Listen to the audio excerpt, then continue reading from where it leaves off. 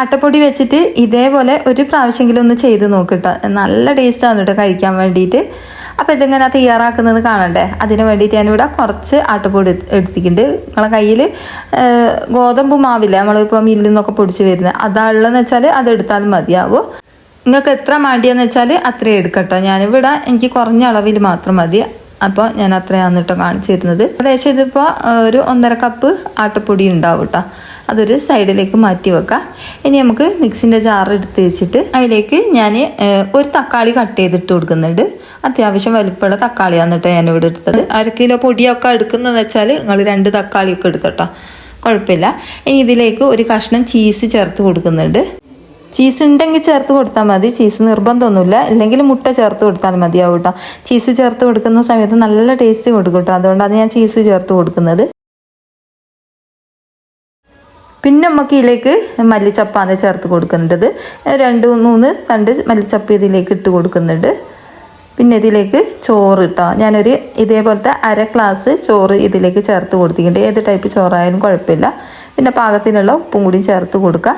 എന്നിട്ട് ഇത് നല്ല പേസ്റ്റ് പോലെ അരച്ചെടുക്കണേ. ഇതിലേക്ക് ഒട്ടും തന്നെ വെള്ളം ചേർത്ത് കൊടുക്കണ്ടേ, ഇത് ഈ ഒരു തക്കാളിൻ്റെ വെള്ളത്തിൽ തന്നെ അടിച്ചെടുക്കണേ. എന്നിട്ട് നല്ലോണം തന്നെ പേസ്റ്റ് പോലെ അരച്ചെടുക്കുക. ഇതാ കണ്ടില്ലേ, നല്ല പേസ്റ്റ് പോലെ കിട്ടിയിട്ടുണ്ട്. ഇനി ഇത് നമുക്കൊരു പാത്രത്തിലേക്ക് മാറ്റി കൊടുക്കാം.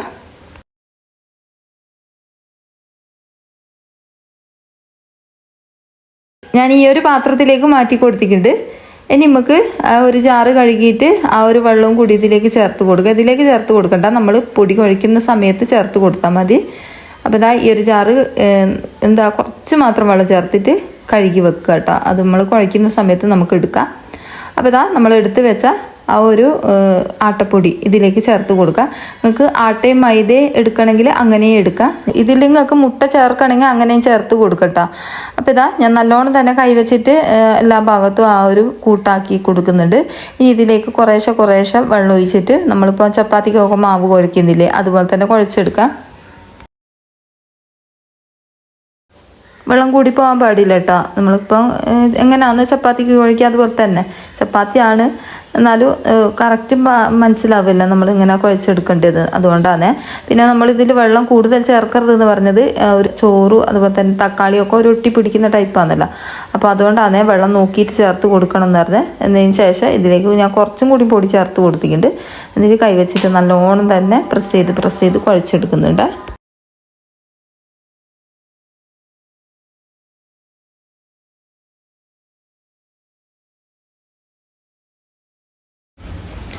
നല്ലോണം തന്നെ നമ്മളിത് കുഴച്ചെടുത്തിട്ടുണ്ട്. ഇനി ഇത് നമുക്ക് ഉരുളകളാക്കി എടുക്കാം. ചെറിയ ഉരുളകളാക്കിയിട്ട് ഞാൻ മാറ്റിയെടുക്കുന്നുണ്ട്.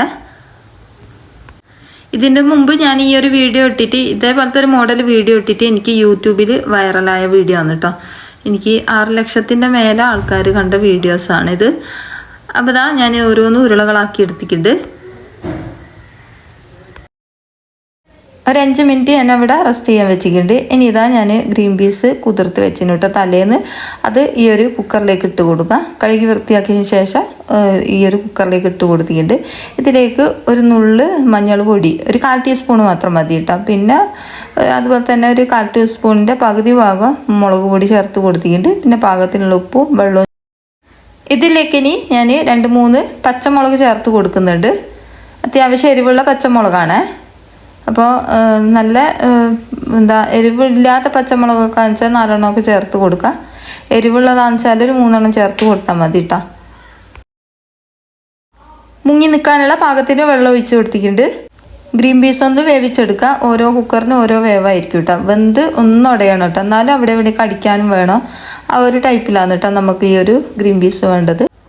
ഇനി ഇതിലേക്ക് വേണ്ടത് തേങ്ങ ആണ്. തേങ്ങയിലേക്ക് ഞാൻ കുറച്ച് ചുവന്നുള്ളിയും കൂടി ചേർത്ത് കൊടുക്കുന്നുണ്ട്. നിങ്ങൾക്ക് വേണമെങ്കിൽ ചിരവിയിട്ടും അങ്ങനെയും ചേർത്ത് കൊടുക്കട്ടോ. ഞാനിപ്പോൾ എളുപ്പത്തിന് വേണ്ടിയിട്ടാണ് ഇതേപോലെ ചെയ്ത് വെച്ചത്. ഇനി ഇതൊന്ന് അടിച്ചെടുക്കുക. കുറച്ച് മാത്രം വെള്ളം ചേർത്ത് കൊടുത്തിട്ടൊന്ന് അടിച്ചെടുത്തിട്ടുണ്ട്.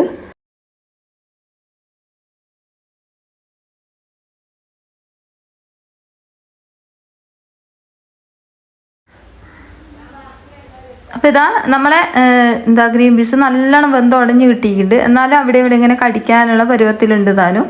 അപ്പം ഞാനിത് ഈ ഒരു കയ്യിൽ വെച്ചിട്ട് ഒന്ന് ഉടച്ച് കൊടുത്തതാണ് കേട്ടോ. പെട്ടെന്ന് തന്നെ ഉടഞ്ഞ് കിട്ടും. നല്ലോണം ഒന്നും ഉടയേണ്ട ആവശ്യമില്ല. അവിടെ ഇങ്ങനെ കടിക്കാനുള്ള പാകത്തിന് വേണം കേട്ടോ. ഇനി ഇതിലേക്ക് നമ്മൾ അരച്ച് വെച്ച തേങ്ങ ചേർത്ത് കൊടുക്കുക. എന്നിട്ടൊന്ന് നല്ലോണം തന്നെ മിക്സാക്കി കൊടുക്കുക. ആ ഒരു ജാറ് കഴുകിയ വെള്ളവും ഇതിലേക്ക് ഒഴിച്ചു കൊടുക്കുക. ഇനി നല്ലോണം തന്നെ മിക്സാക്കിയതിന് ശേഷം ഇതിലേക്ക് കറിവേപ്പില ചേർത്ത് കൊടുത്തിട്ട് ഒന്ന് തിളപ്പിച്ചെടുക്കുക. അധികം തിളയ്ക്കണ്ട കേട്ടോ. ഒന്ന് തിളപ്പിച്ചതിന് ശേഷം നമുക്ക് കീച്ച് വെക്കാം. അപ്പോൾ അതാ തേങ്ങ ഒന്ന് തിളച്ചതിന് ശേഷം ഞാനിത് കീച്ച് വെച്ചിട്ടുണ്ട്. ഇനി ഇതൊന്ന് നമുക്ക് വറവിട്ടെടുക്കാം. ഞാൻ വെളിച്ചെണ്ണ ഒഴിച്ച് കൊടുത്തിട്ടുണ്ട് ഈ ഒരു പാത്രത്തിലേക്ക്. അതിലേക്ക് കുറച്ച് കടുക് ഇട്ട് കൊടുത്തിട്ട് ഒന്ന് പൊട്ടിച്ചെടുക്കുകയാണ് ചെയ്യുന്നത്. വറവ് ഞാൻ ഇതിലേക്ക് ഒഴിച്ച് കൊടുത്തിട്ടുണ്ട് കേട്ടോ. അത് ഞാൻ വറവ് ചെയ്യുന്നൊന്നും കാണിച്ചിട്ടില്ല. അത് ഒരു സൈഡിലേക്ക് മാറ്റി വെക്കാം. അപ്പം നേരത്തെ നമ്മൾ ഉരുട്ടി വെച്ച ആ ഒരു ഉരുളകൾ എടുത്തിട്ട് ഇതേപോലെ ഒന്ന് പരത്തി കൊടുക്കാം.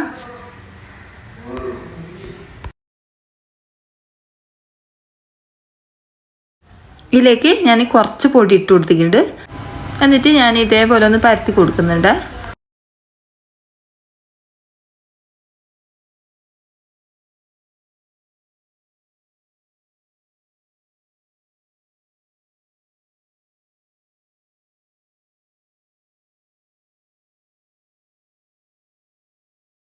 കുറച്ചൊരു കട്ടി കുറച്ചിട്ട് പരത്തിയെടുക്കാൻ ശ്രദ്ധിക്കുക കേട്ടോ. അല്ലാതെ നല്ല താള് പോലെ ഉണ്ടാവുക.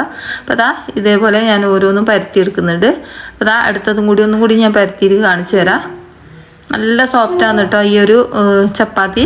പിന്നെ നിങ്ങൾക്ക് വേണമെങ്കിൽ ചൂടുവെള്ളം ആക്കി കൊടുത്തിട്ട് അങ്ങനെയും കുഴച്ചെടുക്കാം കേട്ടോ. പച്ചവെള്ളം തന്നെ എടുക്കണമെന്നില്ല. ചൂടുവെള്ളം ഒഴിച്ചിട്ട് ആ ഒരു മസാല കൂട്ടടിച്ചിട്ട് അങ്ങനെയും കുഴച്ചെടുക്കാം. അപ്പോൾ ഇതാ അടുത്തതും കൂടി ഞാൻ ഇതേപോലെ തന്നെ പരത്തിയെടുത്തിട്ടുണ്ട്. മുഴുവനായിട്ട് ഞാൻ ഇതേപോലെ പരത്തിയെടുത്തിട്ടുണ്ട്. ഇനി നമുക്ക് ചുട്ടെടുക്കാം. നിങ്ങൾക്ക് വേണമെങ്കിൽ ഇത് കുറച്ച് ഓയിലാക്കിയിട്ട് ചെയ്തെടുക്കാം. അല്ലെങ്കിൽ ഓയിലില്ലാണ്ട് ഇങ്ങനെ തന്നെ ചെയ്തെടുക്കാം. നല്ലോണം തന്നെ പൊങ്ങി വരും കേട്ടോ. പിന്നെ ഇതിൽ കുറച്ച് ബട്ടർ ആക്കി കൊടുത്താലും നല്ല ടേസ്റ്റാണ് കേട്ടോ കഴിക്കാൻ വേണ്ടിയിട്ട്. അപ്പോൾ ഇതാ നമ്മൾ ചപ്പാത്തി ഇതേപോലെ നല്ലോണം പൊങ്ങി വരുന്നുണ്ട്. അപ്പോൾ ഓരോന്നും ഞാൻ ഇതേപോലെ ഒന്ന് ചുട്ടെടുക്കുന്നുണ്ട്. ഇത് പൊങ്ങി വന്നതിന് ശേഷം കുറച്ച് ഓയിലോ ബട്ടറോ എന്തെങ്കിലും ഇതേപോലെ ഒന്ന് തടവി കൊടുത്താൽ മതി കേട്ടോ. ഇനി ഓരോന്ന് ഞാൻ ഇതേപോലെ തന്നെ ചുട്ടെടുക്കുന്നുണ്ട്. നല്ല സോഫ്റ്റാണ് കേട്ടോ ഈ ഒരു ചപ്പാത്തി. കഴിക്കാനും വേണ്ടിയിട്ട് അടിപൊളിയാണ് കേട്ടോ. എല്ലാവരും ഒന്ന് ചെയ്ത് നോക്കുക. എന്തായാലും ഇഷ്ടമാവും. ചെയ്ത് നോക്കിയിട്ട് നിങ്ങളെ അഭിപ്രായങ്ങൾ എഴുതി അറിയിക്കാൻ മറന്നു പോകരുത്. അതുപോലെ തന്നെ വീഡിയോക്ക് ലൈക്കും ഷെയറും അതുപോലെ തന്നെ സബ്സ്ക്രൈബും ചെയ്യണേ.